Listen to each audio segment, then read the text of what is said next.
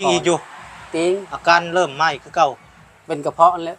โอ้เริ่มแล้วเจ้ากินข้าวเหนียวหั่นแหละเลยเห็ดตึกลูกใบเหมือนลูกใบของจักรนี่ติงมดช่องเบืองนี่ใช่บ่เบิ่งนี่ลูกติงเบิ่งนี่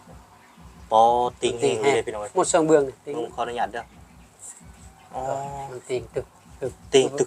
ตึกด้วยนี่เนาะโดยปอเวลาธนาคารนั่นแหละพี่น้องเนาะอ่ะเลยบ่คนใส่ให้ทางแม่แจ็คเพิ่นนี่เด้อโดยสบายดีเด้อลูกเด้อลูกแจ็คเด้ออยู่ดีมีแห้งให้พระเจ้าพรให้ไปทางไหนปลอดภัยให้ร่ำให้รวยเด้อขอขอบใจเด้อแต่ทางเบาน้อยแน่อยู่ดีมีแห้งไปทางไหนปลอดภัยให้อายุมันยืนก็ขอบใจเด้อ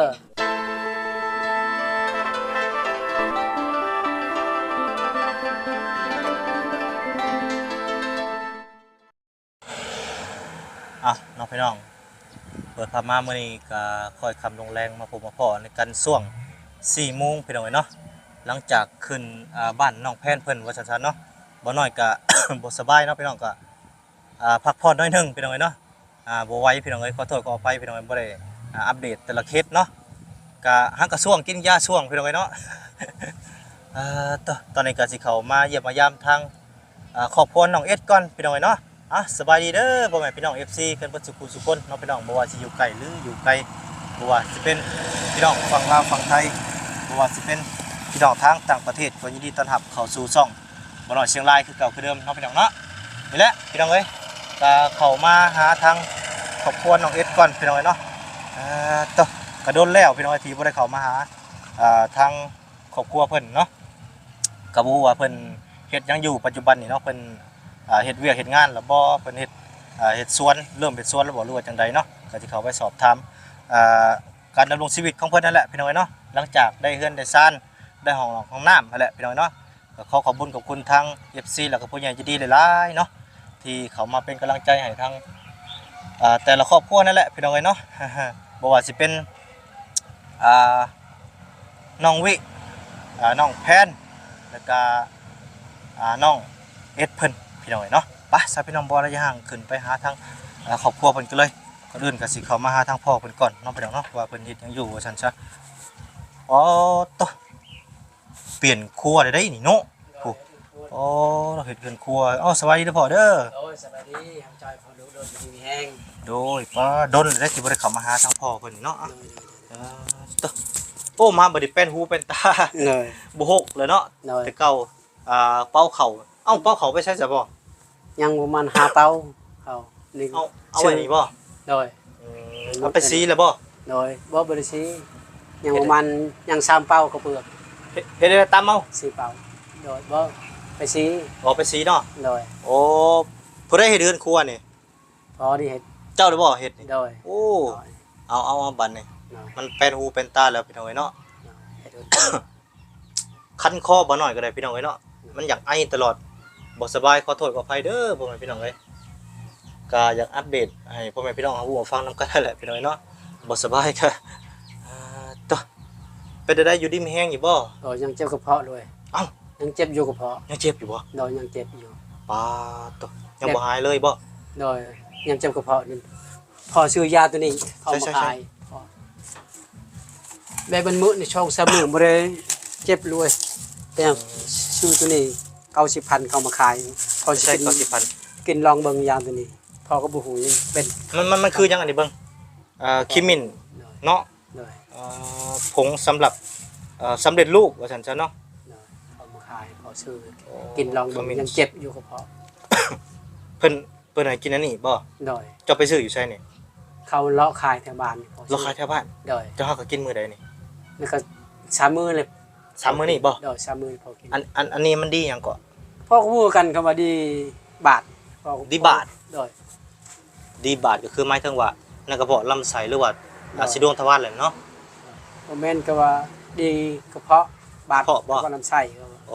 อันนี้กินลองเบิ่งอยากได้จังบ่ดีพอก็จะบ่ฮู้กันกระเพาะเท่าไรนี่ซื้อนี่90,000พอซื้อตัวนี้พอก็ยังเจ็บอยู่ดินี่หากกินได้3 มื้อเนาะ3 มื้อไปได้สักกิน3 มื้อมานี่อาการเป็นได้ก็ยังเจ็บคือเก่ายังเจ็บคือเก่าอยู่ยังเจ็บคือเก่าเพิ่นว่าดีอยู่บ่เพิ่นเว้านะเขาก็ เขาก็บูเขาบอกกินลองเบิ้ง กินลองเบิ่งเพิ่นว่า พอกิน บ่เพิ่นโฆษณาน่ะเพิ่นว่าดีหยังแน่เพิ่นว่า ดีเจ็บกระเพาะครับ เพิ่นว่าดีเจ็บกระเพาะ ลอยบาดกระเพาะ อ๋อ ปัดไปในกระเพาะอาหารครับ คนเวียดหรือคนลาวมาขายนี่ คนลาว คนลาว โดย อืมผู้จักเพิ่นอยู่บ่เขตได้แท้ พอบูฮู้ บูเลย โดย อ๋อ เป็นกรรมการปอยนะ ขามัน เจ็บ ดี หนึ่งตัวพอซื้อ เท่าไรก็ซื้อนี่ 90,000 90,000 โดย90พอซื้ อื อ ม อัน เอาไป นี้ ดอก ยังเจ็บอยู่ให้เดียวบ่ได้ ผงคิมินบ่จะเป็ดเวียกบ่ พอบ่ได้เฮ็ดเดียว บ่ได้เวียก เฮ็ดบ่ได้เจ็บ อย่าเพิ่งเฮ็ดเด้อ โดย อืมอันทรงเนี่ยได้กินนี่ฮะ ตอนเช้าตอนแรงเขาให้กิน ตอนเช้าตอนแลง บวงนึงเขาให้กินด้วยเวลา บวงหนึงบ่ โดยบวงนึงบวงตักแกงน้อยนี่เอาบวงนึง โอ้ เจาะ ใส่ นึงใส่น้ำร้อนก็ ใส่น้ำร้อนบ่นี่นะ โดยใส่น้ำร้อน โอ้โดย ตอนเช้าแรงพอกินพอดียังเจ็บคือเก่า คุมื้อนี่เจะกินหยังอาหารน่ะ บ่มีเนี่ยกินพอทีนี้ก็ยังบ่มีเนี่ยกิน เจะกินแจ่วบ่ โดยบ่ได้กินจะกินแต่ข้าวละลาข้าวเจ้าก็บ่มีเงินซื้อ เบิดแล้ว โดยกินแต่ข้าวเหนียวกินก็ไปหลายเจ็บ เจ็บ หลายโดยเจ็บกินหลายกินก็บ่ได้หลายกินน้อยนึง แม่ไปได้ทางเมียเจ้าน่ะเฮ็ดเวียกได้อยู่บ่ ได้อยู่ ได้อยู่ โดย เพิ่นไปเฮ็ดเวียกหยังตอนนี้น่ะ เขาอยู่เฮือน อยู่เฮือนบ่ โดยพักอยู่นี่ พักมื้อนี้ ได้ มื้อนี้วันหยังซะวันจันทร์ โดยวันจันทร์นี่ เขาวันอาทิตย์แล้วพักอันนั้นเนาะพัก โดย คิด ราชการโดย อืมไปเฮ็ดงานหยังแต่ละมื้อน่ะ พอไม่มีเห็ดนี่เห็ด แม่เพิ่นนั่นแหละ ไปผู้เป็นต้นเถอะผู้เป็นต้น ปลูกมันต้นตัวเองบ่ โดยแล้วผู้ แล้ว อ้อยบ่ได้หลาย โอ้บ่ได้หลายปานใดเนาะ โดยพอเห็ดอยู่บ่ได้ ปลูกจักคนกับน้องเอสบ่ โดย เฮ็ดนํกันบ่ ไอ้น้ำกัน โอ้เฮ็ดนํกันตอนนี้น้องเอสไปไส ไปลิ้น เพิ่นบ่อยู่เฮือนเนาะมื้อนี้ โด เนาะ ย คือว่าแหละปลูกมันต้นแล้วแหละเนาะ โดยแบบ หึ พอกินน้ำเปื้อนนี่เจ็บแห้งเดิ ฮะ กินน้ำเปื้อนนี่เจ็บแห้งด้วย น้ำเปื้อน โดย ใช้จะกินน้ำหยัง เอาน้ำต้มชื่อกิน น้ำต้ม โดยกินน้ำแบบน้ำปลานี่เจ็บแห้งกระเพาะ เจอกระเพาะแห้ง โดย ตุกเพิ่นมาส่งตุกใหญ่ๆสุก20ลิตรตุกเท่าใดน้ำน่ะ พอบ่ฮู้กันบ่เคยซื้อจะ เพิ่น 8,000บ่มัน8,000นั่นแหละ มีบ่แถวบ้านนี่ฮะเพิ่นมาขายอยู่บ่ เดี๋ยวก็เขามาส่งเฮือนหลังนั้นนี่อยู่เขามาส่งแต่พอบ่เคยซื้อนี่ บ่ ต เค ก ยซื้อ 8,000ด้วยบ่เคยซื้อ กินน้ำประปาแล้วเจ็บ เจ็บด้วย เจ็บอยู่ไส เจ็บบนเอิกนี่ เจ็บบนเอิกนี่ โดยแซ่บกิน เจ้าบ่ได้กินยาพิษบ่ โดยบ่ได้กินนี่เผ็ดบ่ ยันว่ากินยาพิษเนาะ พอกิน ข้าวเหนียวธรรมดานี่กินก็บ่ได้หลายกินข้าวเหนียวเจ็บ อืม พอซื้อข้าวเจ้าจะบ่มีเงินด้วยแพงข้าวเจ้าขาย ข้าวเจ้า โดยมันบ่มีข้าวเจ้าซื้อกิน ข้าว หลาย เหนียว มื้อเลยพอกินข้าวเหนียวเจ็บ โอ้ยเจ้ากินข้าวเหนียวหั่นแหละ โดย โอ้ ไปซื้อพอบ่มีเงินซื้อ เป่าเท่าไหร่เป่าน้อย ประ นะ มาณแสนปลายเลย อ๋อประมาณแสนปลายเนาะ อยู่เมืองแสน100,000ปลายพอทำอยู่สโปน200,000พอทำแพงก็บ่มีเงินซื้อ ถ้าน้องเอสเพิ่นไปเฮ็ดเวียกอยู่บ่ซะแต่ละมื้อน่ะ ยำนี่บ่มีเวียกเฮ็ดหยัง ยามนี่บ่มีเวียกเฮ็ด โดย เราก็บ่มีเงินบ่น้องเอสน่ะ บ่มี บ่มีคือกัน โดยบ่มีกัน เราก็หาเช้ากินค่ำกันบ่น้องเอส โด น่ะ ยบ่มี เออ กินน้ำกันนั่นแหละ กินนำกันอยู่เนาะ โดยกินน้ำกัน ข้าวสารบ่น่ะ โดยข้าวสารเอ็ดซื้อตอนนึง ข้าวสารข้าวเหนียวคือเอ่อข้าวสารนี่เป็นข้าวเปลือกที่เจ้าไปซีเองบ่หรือว่าซื้อ เอ็ดซื้อ เอสซื้อ โดย คือบ่ซื้อข้าวเจ้ามา เงินบ่พอซื้อข้าวเจ้านี่ข้าวเหนียวนี่ด้วยเงินบ่ได้หลายว่า อ๋อ นี่ก็670,000เอ็ดซื้อข้าวหนึง อ๋อหมายถึงว่าขนาดข้าวเหนียวก็ยังสิบ่จะกุ้มแล้วบ่ โดยบ่คุม คือว่าเขาต้นนาคือว่าบ่กะลายไป ยังบ่บานยัง5เป้าข้าวเปลือก อืมก็เลยซื้ออันแห่ไว้ โดยก็เลยซื้อ ไว้อย่ามันเบิด โดยอย่างนี้ โอเคนี่นัก ข้าว เนาะ ปลูกตัวนี้ข้าวปลูก เป็นได้ถ่ายออกเลือดอยู่บ่ มันดีแล้วดูเด้อ ดีแล้วเนาะ โดยดีแล้ว ยังแต่กระเพาะบาดนี้ โดยยังใช้กระเพาะ แสดงว่าข้าวเหนียวน่ะมันสิไปย่อยบ่ละสลายปานใดเนาะ โดยเวลากินข้าวเหนียวนี่ให้ไปทายแบบมันแซ่บบ่อนเขาโดยบ่อนเขามัดด้วย โอ้ยเนาะ แซ่บ จักเดือนแล้วผ่านมานี่เนาะ คำ กินข้าวเจ้านะหาทายกับสะดวกอยู่กินเกาเหนียวมันแน่นเลยแต่พอกินบ่ได้หลายกินหลานเจ็ด กินผักหลายๆเด้อ โดยมันบ่มีนี่ผัก บ่มีผักแล้วบ่ โดยผักก็หมดแล้ว ไปได้สวนเฮาปลูกแล้วผักน่ะ หมดแล้วกิน หมดแล้วบ่ผัก โดยปลูกในเดียวหมด ปลูกน้อยเดียว โดย ต่อ พอ คือ บ่มีแนวหาเงินจังได๋ บ่มีแนวหาเงิน โดยบ่มีแนวหาเงิน ในบ้านนี้เพิ่นขายหยังเฮ็ดหยังจ้ะสมหมู่บ้านเพิ่นนี่เพิ่น เขาขายแต่ชิ้นไก่เลยพอบ่กินบ่ได้ชิ้นไก่พันธุ์กินบ่ได้ อืม เจ็บอยู่คิวเป็นกระเพาะกินบ่ได้ เนาะพี่น้องก็ในครอบครัวเพิ่นก็บ่จักแนวเฮ็ดเนาะ โดย บ่จักแนวเฮ็ดแนวหา โดย นอกจากมันต้นนะบ่ โดย มีแต่มันต้นอย่างเดียวนะ โดยมีตัวนี้เดียว โอ้บ่มีแนวเฮ็ดแนวหาเนาะ เป็นตุนกับบ่ได้ลายเวลาคดเอาบ่ได้ลาย ค่อยก็บ่สบาย สิเข้าไปติดแล้ว โดย กินยาอยู่แต่ก็มันก็พอแต่ทุเลาเนาะอืมเจ็บคอข่อยก็ได้ หากระทรวงกินยาหากระทรวงกินนี่ เขากินลองเบิ่งตัวนี้เลยมันเจ็บแซ่บ ยังใครอยู่เป็นไข่ก็ถือว่ารักษาง่ายอยู่เนาะแต่ว่าเป็นอันคือเจ้านี่เป็นทาภายในนี่คือสิรักษายากแล้วแหละ ยาก เบิดหลายล้านพี่น้องเนาะไข่นี่ก็บ่เป็นหยังดอกสำหรับบ่น้อยนี่ไข่ซ้ำนี่ก็ไปได้อยู่บ่น้อยเองก็ได้อ้ายตายพี่น้อง เว เอ้ย ลากินข้าวเหนียวด้วยเวลาประทายเนี่ยบอนขมัดอันแซ่บ แสบ โดยแบ แบบ บ กินข้าวเหนียว เฮาทายนี่เป็นก้อนกินข้าวเหนียวเป็นก้อน โอ้ แซ่บตะกี้กินข้าวเจ้าบ่ได้แซ่บทายสบายอยู่ อืมป้าเจ้าเฮ็ดคนครัวเลยบ่นี่ โดยเฮ็ดอื่นครัว เฮ็ดกับเฮ็ดกับเอ็ดนะ โดย เฮ็ดกับบ่เอ็ดเนาะพี่น้องเอ้ยลูกชายเพิ่นนั่นแหละโอ้ตาย เป็นลีมติ้งว่าแต่บัดนี้ติ้งหมดแท้ ยังตีอีกอยู่ ติ้ง อาการเริ่มไหม้คือเก่า เป็นกระเพาะแล้ว โอ้เริ่มแล้วเจ้ากินข้าวเหนียวหั่นแหละ เลยเฮ็ดตึกลูกใบเบิ่ลูกใบกูจักรถนี่ติ้งหมด2เบืองนี่ ใช่บ่เพิ่น ลูกติ้งเบิ่งนี่ ปอติงนี่เลยพี่น้องเอ้ย หมด2เบืองนี่ติ้ง ขออนุญาตเด้ออ๋อ มันติ้งตึก ติงตึกด้วยนี่เนาะ โดย ปอ เวลามันขึ้นแห้งกระเพาะขึ้นแห้งแข็งคอนี่ เวลากระเพาะขึ้นแห้งแล้วมันแข็งเลย โดยแข็ง ว่ามั แซ่ น บหมดเท่า มันคือหยังวันในคอนี่เนาะ จากพ่อก็บ่ฮู้กันเวลาเส้นบ่ติ้งพ่อก็บ่ฮู้แบ ตอน บ ไปห้องหมอน่ะบ่เพิ่นบ่ได้กวดเบิ่งปะ เขากวดอยู่เบาบาดแผลในกระเพาะอาหารบาดในมื้อนั้นด้วยเขาป้อนพอท่อใส่ปากนี่มาบาดแผลในกระเพาะอาหารก็ว่าบาด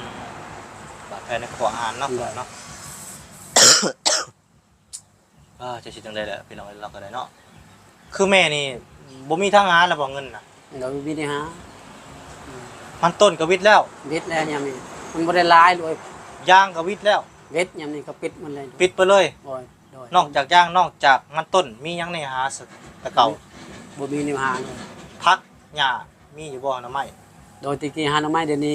เบิดกัน เราบ่ได้ไปเลยเดี๋ยวนี้ โอ้ มัน คื เจ็ อบ ว่าแหละไปบ่ได้ ไป เบิด บ่ได้ เจ็บ เวลายาง แม่ก็ไปบ่ได้เนาะ โดยไปบ่ได้ แม่นี่ก็บ่ได้เฮ็ดหยังเลยคุมื้อนี้ บ่ได้เฮ็ดหยังเฮ็ดธรรมดาอยู่เฮ็ดคือมาเบาเฮ็ดได้อยู่ ธรรมดา หนั เนาะ กเฮ็ดบ่ได้ เอ้าขอสิถามเจ้าเงินในต้นตัวเจ้าตอนนี้มีเท่าไหร่ ผมมีแต่300,000 300,000บ่ ก็สิมันสิยาน ไผเอาให้ เงินบ่เสียงให้มื้อนั้น อ๋อแต่โดนแล้วบ่ โดย โดยจักมื้อแล้ว โอ้ยหลายหมื่นเลย หลายมื้อแล้ว โดยเป็นเดือนมื้อเลย เป็นเดือนแล้ว โดย แล้วให้เท่าไหร่ เราให้นั่นประมาณ3ล้าน 3 ล้าน โดย ตอนนี้เหลือเท่าไหร่ 100,000 เหลือ300,000ไปซื้อหยัง พอจะเมียนน่ะซื้อยานั่นแหละพอไปซื้อข้าวซื้อยา ซื้อยาซื้อข้าวซื้อยา เลยเมียนซื้อยาเข้ามากายพอเจ็บพอเอาเงินตอนนั้นพอซื้อยา อืมโดย พอซื้อ90,000 ไปใส่บ่ได้เนาะเราก็ได้ กินประมาณ3-4มื้อเลยพอกินเดี๋ยวมันยังได้หา6มื้อ7มื้อพอกิน อืม มื้อตอนเช้าตอนแรงพอกินบวงหนึงตอนเช้าบวงหนึงพอกิน จะสิให้เฮ็ดจังได๋ล่ะเนาะหาเงินยาก โดย แถวนี้หาเงินยากเนาะ โดยหาเงินยาเลย บ่มีเลยเนาะคิดบอกเลยบอกว่าสิหาเงินแบบใด โดยพอบ่ฮู้มีแนวหาเงิน วันนี้ฮู้แนวหาเงินเลยเนาะ โดย เฮ็ดจังได๋ล่ะพี่น้องเอ้ยจักสิออกไอเดียแบบใดบ่น้อยก็ได้ก็บ่ฮู้กันเนาะว่าสิให้ปลูกผักขายก็แม่เพิ่นสิไหวอยู่บ่เนาะ ปลูกผักขายแล้วก็วันนี้ไปได้หมูเลี้ยงยังอยู่บ่ ยังอยู่หมู ยังอยู่หมูเนาะ โดยพอขึ้นแล้วก็มีเงินพอสิเลี้ยงเป็ดฉะนั้นมีแต่นางออมแล้วพอสิเลี้ยงเป็ดขายนั่นดี ไก่มีจะบ่ไก่ ไก่มีแต่แม่หนึงไก่โดย แม่หนึ่ง ตายเลยโดยพอขึ้นแล้วมีเงินพอสิเลี้ยงเป็ดฉะนั้นมีแต่นางออมสิเลี้ยงเป็ดประมาณซื้อเป็ดได้แพงกับใครลูกมันลูกนึงประมาณ15,000 20,000นั่นแหละซื้อคู่หนึง20,000ขาย เอาจังซี่ซะเลี้ยงเป็ดเลี้ยงไก่เนาะ โดย เลี้ยงบ่หลาย เลี้ยงมาหลายนั่น ถ้าเลี้ยงหลายแล้วมันสิเป็นทุน โดยใส่ทุนหลายใส่หัวอาหารหลาย โดย ให้กินแบบประหยัดคือสมมุติว่าเฮากินนั่นกินนี่มันเหลือก็ให้เทให้เป็ดให้ไก่เนาะ โดย เลี้ยงพอได้กินไข่มันเด้อพ่อเด้อ โดยพอขึ้นนั่นเลยพอขึ้น แม่นเฮาบ่มีเงินเด้ โดยบ่มี เฮาก็ ทุน ต้องเลี้ยงแบบอาศัยกินไข่ โดยเลี้ยงประมาณ20โตมัน15โตนี่ก็ได้นะเลี้ยงกินไข่มัน แม่ประมาณ4-5โต โดย 4-5โตนี่ก็ โดย คือโอเคแหละ โดยสำนันก็ดีกว่า ถือว่าไข่สำนักก็หลายแล้วล่ะ โดยพ อ่า อขึ้นนั่นเลยพอขึ้นนี่พอบ่ ให้ มีขึ้นนี่พอขึ้นซื้อตำนานคงหนึงก็ออมแล้ว ให้แก้ไขชีวิตแบบเบื้องต้นก่อนเด้อพ่อเด้อ โดย เอาชีวิตเบื้องต้นก่อน โดยพอขึ้นนั่น คือสมมุติว่าเฮาบ่มีเงินบ่มีค้ำนี่ โดย อ่าแก้ไขชีวิตก็คือเลี้ยงเป็ดเลี้ยงไก่ก่อน โดยเป็นนั่นเลยโดยพอขึ้นนั่นปกติพอมีเงินซื้อนั่นพอขึ้นนั่นเลยเลี้ยงเป็ดตัวหนึงตัวผู้นี่ประมาณ300,000เขาขาย350,000ตัวใหญ่นี่350,000มันใหญ่ด้วยขายพอได้แก้ไขพอขึ้นนั่นเดี๋ยวพอมีทุนด้วยพอขึ้นนั่นแต่การขายพอบ่ได้มันเจ็บเลี้ยงเป็ดเลี้ยงไก่นี่มันง่ายอยู่บนเดียวด้วยเบิ่งแยงมันก็ง่ายอยู่ เลยบัดน้องเอสได้สหาเงินแบบได้กูมื้อนี้ มันก็บ่มีแนวหา บ่มีคือกันบ่ โดยบ่มีอย่างนี้ ทางน้องเอสเพิ่นก็ได้ซะเพิ่นมีเงินอยู่บ่ซะเพิ่นได้อยู่ บ่มีคือกันนั่นแหละ บ่มีกันบ่ โดยอันยามคิดยางได้อยู่ประมาณ5-6แสน 5-6แสน โดยนะเดือนหนึ่งประมาณล้านปลายได้อยู่เดือนยามนี้บ่มีมันเดือน7เวียดให้คิดโดยมันเดือน7 เนาะพี่น้องก็คือทางพ่อเพิ่นก็เป็น2โรคเนาะ โดย เป็นโรคกระเพาะแล้วก็โรคสิโรทวารเนาะ โดย ตอนนี้เราก็นี่แหละพี่น้องเอ้ยก็มาส่งกำลังใจให้เพิ่นทางพ่อเพิ่นก็ได้มาพิจารณาซอยนํกันเนาะพี่น้องบ่ว่าสิเป็นทาง FC นำเนาะพี่น้องก็พิจารณามาได้เด้อเนาะพี่น้องให้เพิ่นแก้ไขชีวิตแบบใดเนาะเพิ่นสิเฮ็ดเกษตรบ่หรือว่าจังใดให้ปลูกผักปลูกหญ้าเลี้ยงเป็ดเลี้ยงไก่อยู่ในเรือนครัวอยู่ในสวนนี่แหละแก้ไขเบื้องต้นก่อนถ้าเฮาบ่มีเงินเฮาก็อาศัยเก็บผักเก็บหญ้ากินไข่เป็ดไข่ไก่เด้อพ่อเด้อ โดยพอคนนั้นเลย พ่อลูกแนะนำให้พ่อเฮ็ดแบบซี่ก่อน โดย แก้ไขเบื้องต้นก่อนต่อหน้าไปถ้าว่าอยากเฮ็ดหยังก็จังค่อยหาค่อยเก็บเด้อพ่อเด้อ โดย คือตอนนี้บ่มีข้าวเจ้าเนาะ โดย กินข้าวเหนียวว่าซั่นจ้ะ กินข้าวเหนียวกินกันไปหลายพอเจ็บกินข้าวเหนียว ข้าวเหนียวเนาะพี่น้องเอ้ยก็เห็นใจทางพ่อเพิ่นอยู่เนาะอันนี้บ่ไกลพ่อ โดยยังแม่นึงนี่แหละ อืม มันตายด้วย โดยข่อยก็บ่มีหยังหลายเนาะข่อยก็สิเป็นกำลังใจให้เจ้าละเล็กละน้อยเด้อ โดย ขอให้เจ้าไปเสริมสร้างแก้ไขชีวิตใหม่ซะเนาะก็คือทางบ่น้อยก็สิเอาเงินให้เพิ่นพอได้ไปซื้อนั่นซื้อนี่เนาะพี่น้องอาจสิซื้อข้าวเจ้ามาหุงก็ได้เนาะก็ฝากเป็นกำลังใจให้ทางพ่อเพิ่นเนาะเงินนี่ก็เงินทางไอ้แจ็คเพิ่นเนาะพี่น้องเพิ่นก็ฝากมาให้ทางบ่น้อยนี่เป็นสะพานบุญให้มอบให้แต่ละครอบครัวให้แหละพี่น้องคิดนักคิดเบาเนาะบ่น้อยก็ตามสถานการณ์นั่นแหละพี่น้องเนาะโดยอวยพรอวยใส่ให้ทางไอ้แจ็คเพิ่นนี่เด้อ โดยสบายดีเด้อลูกเด้อลูกแจ็คเด้ออยู่ดีมีแห้งให้พระเจ้าพรให้ไปทางไหนปลอดภัยให้ร่ำให้รวยเด้อขอขอบใจเด้อแต่ทางเบาน้อยแน่อยู่ดีมีแห้งไปทางไหนปลอดภัยให้อายุมันยืนก็ขอบใจเด้อ โด มอบให้เงินเลยขอขอบใจ โดใจเนาะ โดย น้องพี่น้องก็นี่แหละเป็นกำลังใจให้ทางพ่อเพิ่นเนาะ โดย ฮะ ว่าพออุกอยู่เจ็บก็พอเฮ็ดเดียวก็ได้เจ็บเวลามึงถูกแทงตะกี้พอกินยาบำบุญให้มันก็ลงกินยาซองๆน้อยๆเด้บำบุญให้5 ซองมันก็ลงกินหมดยามันก็ขึ้นอีกเลยเดี๋ยวลูกเบิ่งเตียงตึกแต่เส้นตีหมดแถวอกนี่ก็เตียงหมดนี่ด้วย นี่บนนี้ก็ติ้งบนนี้ก็ติ้งบนนี้ก็ติ้งมัน โดยโดย พอขึ้นอันนั้นพอมีเงินจะเลี้ยงเป็ดอันนี้พอขึ้นอันนั้นมันง่ายๆนะเดี๋ยวเลี้ยงไปพอได้ขายพอได้ไข่กินไข่นะกินอันนั้นนะเดี๋ยวหายพอขึ้นอันนั้นนะ อ่ะสู้ๆเด้อเป็นกำลังใจให้ โดย ท้อได้แต่อย่าถอย โดย คอยคิดคอยหาคอยสร้างคอยไปเด้อ โดย เอาแบบต้นๆก่อนแบบบ่คิดหยังมากมาย โดย อ่ามาส่วนหลักส่วนหลายก็คือนี่แหละ โดย เดี๋ยวเป็นเรื่องไก่ปลูกผักปลูกหญ้า โดย เด้อ โดย นี่แหละพี่น้องถ้าว่ามีเงินก็ไปซื้อข้าวอันละเล็กละน้อยมาหุงกินนั่นแหละ โดย เด้อ โดย มื้อหน้ามื้อไหนก็ทางข่อยก็สิมาเยี่ยมมายามใหม่เด้อว่าสิเป็นจังไดเด้อ โดยโดย เอาไปก็เด้อบัดนี้สบายดีส โด บาย ย ดี สวัสดีดูเด้ออยู่ดีมีแห้งเด้อไปจอยพรดูเด้อให้ร่ำรวยขอขอบใจเด้อดูเด้อ โด ขอย บใจผู้มอบให้เงินเด้ออยู่ดีมีแห้ง ถูกพี่น้อง